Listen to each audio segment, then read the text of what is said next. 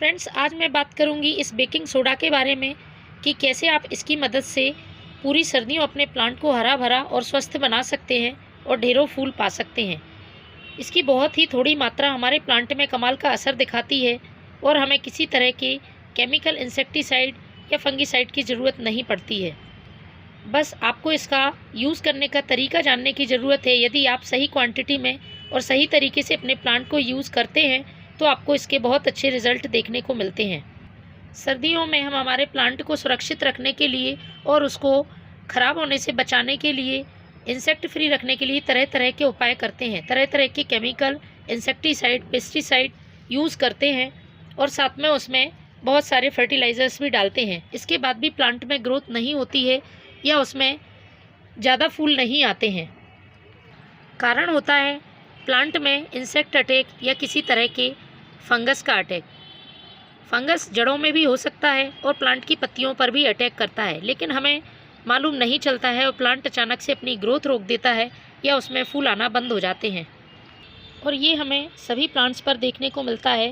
रोज़ plant जो कि winter season में बहुत अच्छी फ्लॉरिंग करता है, लेकिन उस पर भी इस तरह का यदि फंगस अटैक हो जाता है तो हम इस सोडा की मदद से प्लांट को सुरक्षित कर सकते हैं और सूखने से बचा सकते हैं।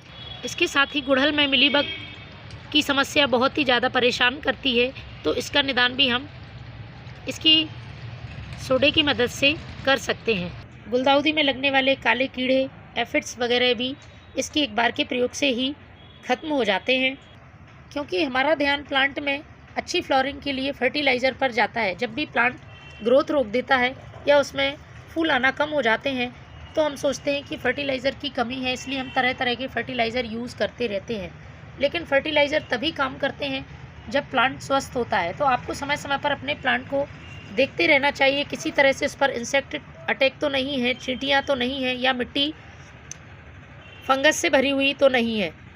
इसलिए समय समय पर आपको अपने प्लांट पर कुछ घरेलू तरीक़ों का इस्तेमाल करते रहना चाहिए, क्योंकि यदि समय रहते हम इंसेक्ट को कंट्रोल नहीं करते हैं तो फिर इनको कंट्रोल करना बहुत मुश्किल हो जाता है। तो ये मैं बहुत घरेलू आसान सा तरीका बता रही हूँ। इससे प्लांट को किसी तरह का साइड इफ़ेक्ट नहीं होगा और प्लांट कीड़ों से भी सुरक्षित रहेगा। आप इसे महीने में एक बार यूज़ करें। इसकी ज़्यादा क्वांटिटी यूज़ नहीं करनी है, क्योंकि जो बेकिंग सोडा होता है वो थोड़ा सा एल्कलाइन नेचर का होता है। यदि आप इसकी ज़्यादा क्वांटिटी यूज़ करते हैं तो मिट्टी का पीएच गड़बड़ हो सकता है। इसलिए इसकी क्वांटिटी का ध्यान रखना है और इसे बार बार यूज़ नहीं करना है।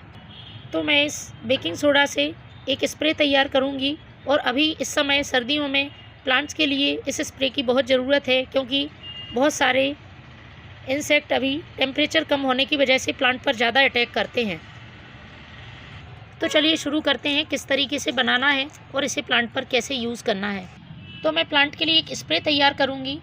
इसके लिए मैंने लिया है 1 लीटर पानी और ये है बेकिंग सोडा। बेकिंग सोडा है ये, बेकिंग पाउडर नहीं है। जो खाने वाला सोडा हम यूज़ करते हैं वही आपको लेना है। वैसे तो आप डायरेक्ट केवल बेकिंग सोडा का ही स्प्रे कर सकते हैं, लेकिन मैं जिस तरीके से ये बनाऊंगी वो प्लांट के लिए ज़्यादा फ़ायदेमंद होगा और किसी भी तरह के इंसेक्ट को निकालने में मदद करेगा। तो 1 लीटर पानी के लिए मैं ले रही हूँ 1/4 चम्मच बेकिंग सोडा। इसको आपको पानी में डालना है। इसके बाद जो दूसरी चीज़ लेनी है वो है ये नीम ऑयल। नीम ऑयल हम वैसे भी यदि प्लांट पर नियमित स्प्रे करते रहते हैं तो हमारे प्लांट में किसी भी तरह के कीड़े नहीं लगते हैं, लेकिन जब हम नीम ऑयल का इस बेकिंग सोडा के साथ स्प्रे बनाते हैं तो ये बहुत ही पावरफुल हो जाता है और सभी तरह के इंसेक्ट को दूर रखने की ताकत रखता है। तो मुझे 4 से 5 बूंदें ही इसमें लेनी है। तो इस तरह से आप इस नीम ऑयल को इसमें डाल लें। नीम ऑयल यदि आपके पास उपलब्ध नहीं है तो आप किसी भी तरह का वेजिटेबल ऑयल भी यूज़ कर सकते हैं।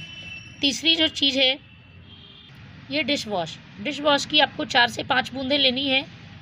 और इसका फ़ायदा ये है कि मिलीबग जैसे जो चिपचिपे कीड़े प्लांट में तने में लगे रहते हैं, चिपके रहते हैं, वो उनकी पकड़ को ढीली करने के लिए ये डिश वॉश बहुत काम करता है। तो 4 से 5 बूंदें आपको इसकी ले लेनी है और इन तीनों चीज़ों को अच्छी तरह से मिक्स कर लेना है। बहुत ही अच्छा ये एक इंसेक्टिसाइड और फंगिसाइड की तरह काम करता है। अब इसको हमें अपने स्प्रे पंप में भरना है। अब इसको आप अपने सभी प्लांट पर यूज़ कर सकते हैं। यदि प्लांट में बहुत ज़्यादा इंसेक्ट हैं तो आप 15 दिन में एक बार इसका यूज़ करें, और यदि इंसेक्ट नहीं है तो महीने में एक बार इसका प्रयोग करें। तो फ्रेंड्स, इसका यूज़ करें, देखेंगे आपके प्लांट भी हरे भरे और स्वस्थ हैं।